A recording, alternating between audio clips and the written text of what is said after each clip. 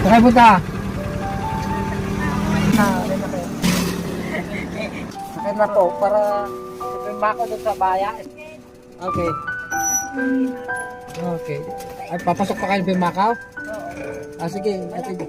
Daanan namin si nanay. Lalakad. Saan po kayo galing, nay? Ako, bakit ay?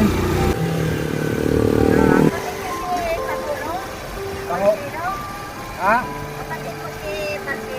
Sinong Marcelo ba? Ay, hindi. Bansyong po ako. Marcelo.